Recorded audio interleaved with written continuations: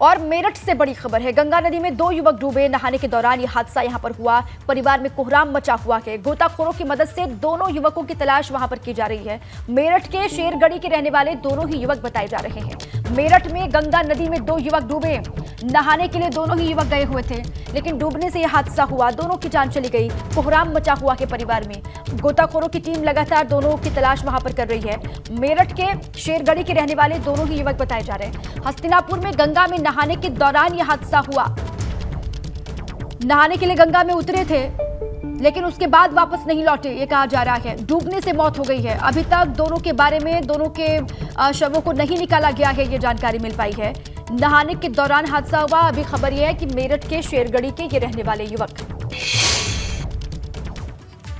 चंदौली में आकाशीय बिजली गिरने से 8 लोग झुलसे हैं। सभी लोगों को अस्पताल में भर्ती करवाया गया। हादसे के बाद पूरे ही गांव में कोहराम मचा हुआ है। कोतवाली के हिनौती दक्षिणी गांव के मुबारकपुर की घटना। चंदौली में लगातार बारिश और आकाशीय बिजली गिरने से हादसा यहां पर हुआ। 8 लोग झुलसे हैं। सभी लोगों को अस्पताल में शिफ्ट करवा दिया गया। हालत गंभीर बताई जा रही है। हादसे के बाद गांव में सन्नाटा है, कोहराम मचा हुआ है। कोतवाली के हिनौती दक्षिणी गांव के मुबारकपुर की घटना, जहां पर भारी बारिश और आकाशीय बिजली गिरने से यह हादसे की जानकारी सामने आ रही है। 8 लोग झुलसे हैं इस आकाशीय बिजली गिरने से। सभी लोगों को तुरंत ही अस्पताल में शिफ्ट करवा दिया गया है।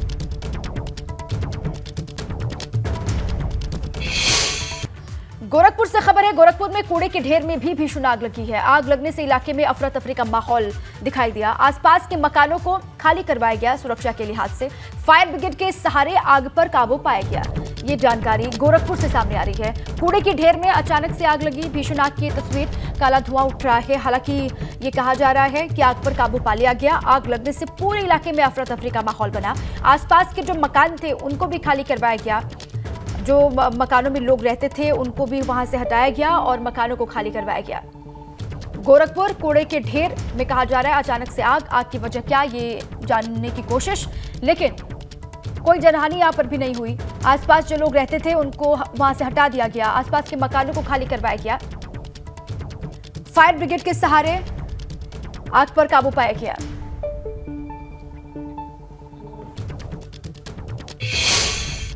आगे बढ़े, कोटद्वार से खबर है। कोटद्वार के लैंसडाउन में एक शख्स अपनी जान बचाने के लिए बाघ से भिड़ गया। मामला द्वारीखाल ब्लॉक के गवीन बड़ा गांव का बताया जा रहा है कि बाघ ने घात लगाकर ग्रामीण पर हमला कर दिया, मगर ग्रामीण ने दिलेरी दिखाई और वो बाघ से भिड़ गया। चीख सुनकर ग्रामीण मौके पर वहां और इकट्ठा हुए और गांव वालों ने भी शोर मचाना वहां पर शुरू कर दिया। इसके बाद बाघ वहां से भाग निकला। शाहजहांपुर से खबर। शाहजहांपुर में 6 करोड़ की अफीम के साथ 3 तस्कर गिरफ्तार किए गए हैं। पुलिस ने अंतर्राज्यीय अफीम तस्करों को गिरफ्तार किया और पुलिस और एसओजी को ये बड़ी सफलता हाथ लगी है। गिरफ्तार तस्करों के पास से कार के साथ कई दस्तावेज जब्त किए गए हैं। पकड़े गए तस्करों के नाम राहुल, गुलाब, ब्रजेश कुमार है। सेहरामऊ थाना क्षेत्र के पुलिस ने तस्करों को दबोचा है। पुलिस और एसओजी की ये संयुक्त कार्रवाई है, बड़ी कामयाबी हासिल हुई। 6 करोड़ की अफीम के साथ 3 तस्करों को गिरफ्तार किया गया। तस्करों को गिरफ्तार किया गया है, जिनके कब्जे से कुल मिलाकर 6 किलोग्राम अफीम बरामद हुई है, जो झारखंड से लाई गई थी। इसकी अंतर्राष्ट्रीय कीमत लगभग 6 करोड़ रुपए होती है और इससे गहनता से पूछताछ की जा रही है और इससे प्राप्त तथ्यों के आधार पर अगली कार्रवाई की जाएगी। तीनों अभियुक्तों के विरुद्ध थाना सेहरामऊ दक्षिण में सुसंगत थाना अभियोग पंजीकृत कर। लखनऊ में कछुओं की तस्करी का खुलासा हुआ है। पुलिस ने कछुओं के 7 तस्कर को दबोचा। पकड़े गए तस्कर का नाम रिंकू कश्यप बताया जा रहा है। एसटीएफ की टीम ने ठाकुरगंज से इसको गिरफ्तार किया है। लखनऊ से खबर, कछुओं की तस्करी का खुलासा यहां पर हुआ। पुलिस ने कछुओं के साथ एक तस्कर, जिसकी फोटो आप देख रहे हैं, उसको दबोचा है। पकड़े गए तस्कर, इसका नाम रिंकू कश्यप बताया जा रहा है और एसटीएफ की टीम ने ठाकुरगंज से इसको गिरफ्तार किया कछुओं के साथ। अब इससे पूछताछ लगातार की जाएगी।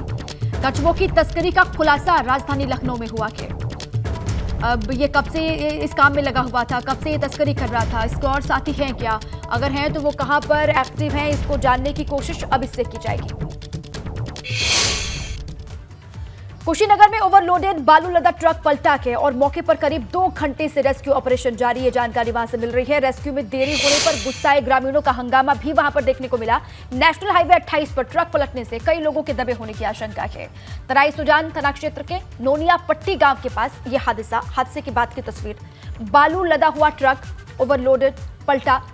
रेस्क्यू में देरी होने पर यह कहा जा रहा है गुस्साए लोगों ने यहां पर हंगामा भी किया। गांव के लोग इकट्ठा हुए और रेस्क्यू ऑपरेशन में देरी का इनका आरोप और जबरदस्त हंगामा। मौके पर करीब 2 घंटे से रेस्क्यू ऑपरेशन जारी है, ये बात सामने आ रही है। हाईवे पे एक ट्रक पलटने से मृत्यु हो गई अशोक चौहान जी की, तो हमारी संवेदना उनके साथ है। बहुत ही दुखद घटना है ये। मौके पे अभी सब लोगों को बता दिया गया है, सभी लोगों को आश्वासन की तरफ से है बिल्कुल कि यथासंभव प्रयास करने को उनके राहत कोष 4 लाख की मदद इनको दी जाए और भी जो सरकारी लाभ है उनका लाभ प्रयास है कि। बस्ती से बड़ी खबर है। मजदूरों से भरी पिकअप अनियंत्रित होकर के पलटी है। हादसे में 2 मजदूरों की मौत हुई है, 5 लोग घायल हुए हैं। बहराइच से मजदूरी करने के लिए बस्ती आ रहे थे सभी। कप्तानगंज थाना क्षेत्र की घटना। हादसे में 2 लोगों की जान गई, 2 मजदूर बताए जा रहे हैं, 5 लोग घायल हैं। मजदूरों से भरी पिकअप हादसे का शिकार हो गई। बहराइच से मजदूरी करके बस्ती की तरफ आ रहे थे कहा जा रहा है और तभी यह हादसा हुआ। बड़ी जानकारी, कप्तानगंज थाना क्षेत्र में यह हादसा। पिकअप अनियंत्रित होकर के पलट गई जिसमें मजदूर थे और 2 मजदूरों की मौके पर ही जान जाने की बात सामने आ रही है। 5 लोग हैं जो घायल बताए जा रहे हैं, 5 मजदूर हैं जो घायल हैं। हादसे के बाद का मंजर बेहद डरावना। स्थानीय पुलिस वहां पर पहुंची और सभी घायल मजदूरों को नजदीकी अस्पताल शिफ्ट किया गया, लेकिन 2 मजदूरों के जान जाने की बात सामने आ रही है। 2 मजदूरों की मौत हो गई। बहराइच में मजदूरी का काम किया करते थे और वहां से लौट रहे थे बस्ती की तरफ, तभी यह हादसा हुआ। हादसे की वजह बताई जा रही है पिकअप अनियंत्रित होकर के पलटी और उसके बाद 2 लोगों की जान चली गई, 5 मजदूर घायल। मौके पर अफरा तफरी चीख पुकार। कप्तानगंज थाना क्षेत्र की घटना जहां पर यह हादसा हुआ। सुबह सुबह हादसे की बड़ी खबर बस्ती से है। मजदूरों से भरी हुई पिकअप अनियंत्रित होकर के पलटी है और इस हादसे में दर्दनाक हादसा और 2 मजदूरों की जान इसमें चली गई। अब ये मजदूर बहराइच के हैं या फिर बस्ती के हैं, इनकी पहचान की जाएगी। जिन 2 मजदूरों की जान गई है उनकी शिनाख्त होगी, उनके परिजनों को इत्तला की जाएगी। लेकिन अभी कहा यह जा रहा है कि 5 घायलों को अस्पताल पहुंचा दिया गया, लेकिन 2 मजदूरों को बचाया नहीं गया। 2 मजदूरों की मौके पर ही जान चली गई।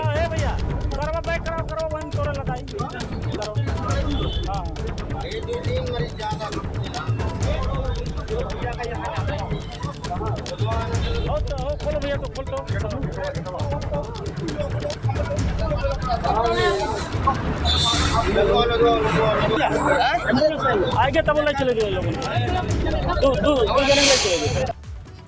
सहारनपुर से अगली बड़ी खबर है। सहारनपुर में चलती कार में अचानक से आग लगी और बीच सड़क कार जलकर राख हो गई। कार सवार लोगों ने गनीमत ये रही कि कूदकर जान बचा ली। देहरादून से मेरठ जाते वक्त यह हादसा हुआ कहा जा रहा है। गागलहिड़ी के यमुनानगर हाईवे की एक घटना है। यमुनानगर हाईवे पर यह हादसा हुआ। ये देखिए आप तस्वीर। हादसे के बाद कार में आग लगी, बीच सड़क पर कार जलकर धू-धू करके राख, ये आप देख पा रहे हैं। कार सवार जो लोग थे वो सुरक्षित है कहा जा रहा है। कूदकर उन्होंने अपनी जान बचाई। देहरादून से मेरठ की तरफ जाते वक्त यह हादसा हुआ। बीच सड़क पर कार जलकर राख यहां पर हो गई, पूरी कार खाक। ये देखिए आप, कार सवार लोग सुरक्षित हैं, उन्होंने अपनी जान कूदकर बचा ली कहा जा रहा है। गागलहेड़ी की यमुनानगर हाईवे की एक घटना। अब आग लगने की वजह क्या रही इसकी भी पड़ताल, लेकिन जो कार सवार थे वो सुरक्षित बताए जा रहे हैं। सहारनपुर से यह खबर है। देहरादून से मेरठ जाते वक्त यह हादसा हुआ। देहरादून से ये सभी लोग मेरठ जा रहे थे। अब कार में कितने लोग सवार थे इसको लेकर भी जानकारी आएगी। सहारनपुर में चलती कार में अचानक से आग लगी। आग की वजह क्या ये भी साफ नहीं है, लेकिन बड़ी और राहत वाली बात यह है कि कार में जो लोग सवार थे वो सुरक्षित बताए जा रहे हैं। उन्होंने कूदकर अपनी जान बचा ली। देहरादून से ये सभी लोग मेरठ की तरफ जा रहे थे कार में सवार। गागलहेड़ी की यमुनानगर हाईवे की एक घटना और वहीं पर बीच सड़क कार धू-धू करके जली, उसकी तस्वीर आप देख रहे हैं। फायर ब्रिगेड की टीम वहां पर पहुंची और उसके बाद हालांकि आग पर काबू पाया गया, लेकिन कार पूरी तरीके से जलकर राख हो चुकी थी। सहारनपुर में द बर्निंग कार की तस्वीर आप देख रहे हैं। अचानक से चलती कार में आग लगी। आग की जानकारी कार सवारों को जैसे ही मिली, उन्होंने ये कहा जा रहा है कि कूदकर अपनी जान बचा ली, वो एकदम सुरक्षित हैं। गनीमत वाली बात यह है, लेकिन कार पूरी तरीके से बीच सड़क पर धू-धू करके जलकर राख हो गई।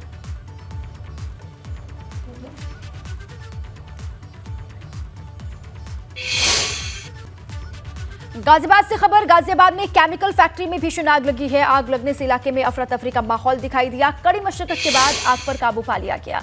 साहिबाबाद थाना क्षेत्र के राजेंद्र नगर इलाके की घटना बताई जा रही है। गाजियाबाद से बड़ी जानकारी। केमिकल फैक्ट्री है जहां की तस्वीर आप देख रहे हैं। धुएं का काला गुबार यहां से किस तरीके से उठ रहा है। फैक्ट्री में आग लगी। गाजियाबाद में केमिकल की पूरी फैक्ट्री, और आग लगने से पूरे इलाके में हड़कंप। कड़ी मशक्कत के बाद आग पर काबू पा लिया गया।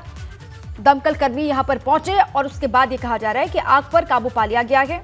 गाजियाबाद के साहिबाबाद थाना क्षेत्र के राजेंद्र नगर की घटना है। अब आगे बढ़े। आज पटना में विपक्षी एकजुटता को लेकर एक बड़ी बैठक होने वाली है, जिसके लिए नीतीश कुमार ने बड़ी भव्य तैयारी वहां पर की है। इस बैठक में अखिलेश यादव, ममता बनर्जी, राहुल गांधी को मिलाकर 20 दलों के नेताओं के आने की चर्चा है।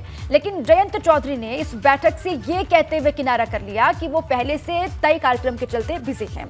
अब जयंत की इस दूरी को लेकर सियासी सरगर्मी परवान पर है, क्योंकि अब भाजपा ये कहते हुए निशाना साध रही है कि बैठक से पहले ये हाल है तो बैठक होने के बाद क्या होगा।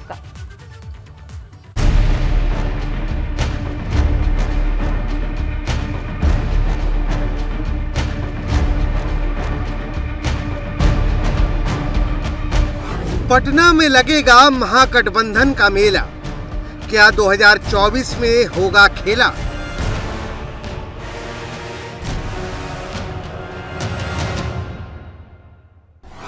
जयंत ने बनाई दूरी। भाजपा के खिलाफ विपक्षी एकता कैसे होगी पूरी? पटना की बैठक पर माया का तंज, कौन जीतेगा 24 की जंग?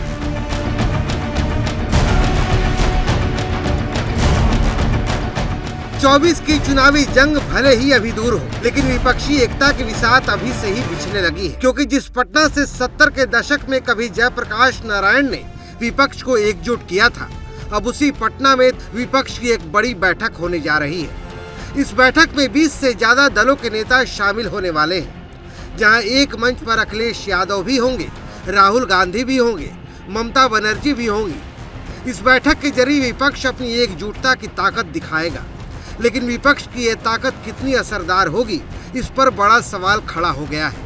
क्योंकि जयंत चौधरी ने अपने बिजी शेड्यूल का हवाला देते हुए इस बैठक से दूरी बना ली है और नीतीश कुमार को चिट्ठी लिखकर इस बैठक में ना शामिल होने पर असमर्थता जाहिर की है। लेकिन सूत्रों से मिली जानकारी के मुताबिक विपक्ष की इस बैठक में जयंत के ना शामिल होने की वजह उनका पहले से तय कार्यक्रम नहीं, बल्कि सपा और रालोद की अनबन है।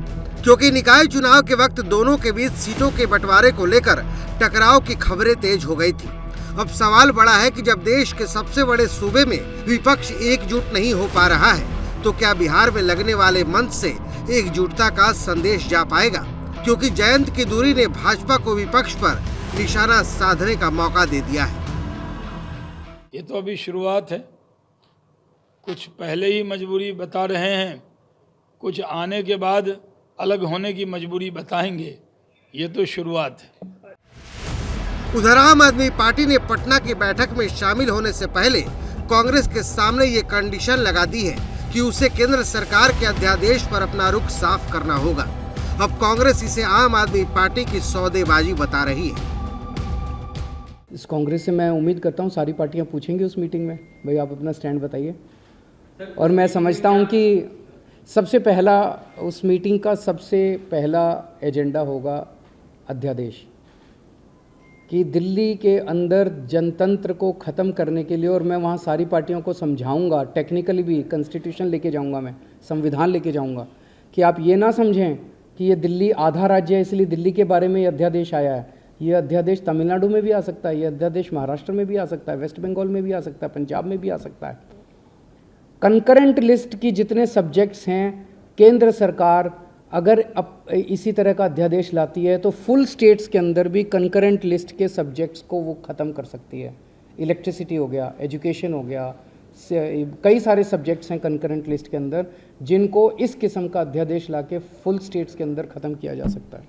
अभी जो अरविंद केजरीवाल ने अपना फिर एक नाटकीय बयान दिया है कि कांग्रेस अगर अपना रुख साफ नहीं करेगी ऑर्डिनेंस के इशू पे तो कल विपक्ष की होने वाली एकता मीटिंग में वो पटना नहीं जाएंगे।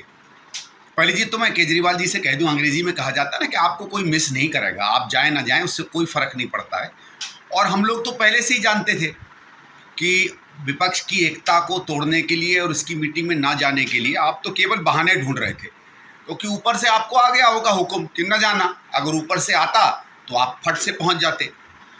देखिए, एक और चीज़ मैं बता दूं केजरीवाल जी, ये नेताओं की, राजनीतिज्ञों की और उन लोगों की जिनको देश की चिंता है उसकी मीटिंग है पटना में। सौदेबाजों की मीटिंग नहीं है कि मैं ये सौदा करूंगा, मुझे ये मिल जाए, मुझे वो मिल जाए। इस तरीके की बहुत हल्की राजनीतिक दलाली की आपको आदत होगी, कांग्रेस को इन चीज़ों की आदत नहीं है। वहीं इन सब के बीच मायावती भी विपक्ष की इस बैठक पर हमलावर नजर आ रही हैं, क्योंकि जितने धारदार हमले भाजपा नहीं कर रही है उससे ज्यादा चोट करने वाली तीर मायावती चला रही हैं, जिन्होंने विपक्ष की होने वाली बैठक पर न सिर्फ निशाना साधा है बल्कि ये कहते हुए तंज कस दिया है कि दिल मिले न मिले हाथ मिलाते रहिए।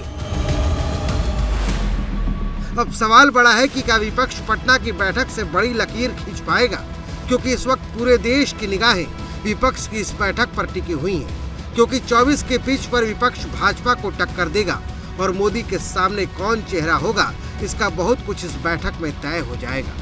Bureau report, ABP Ganga.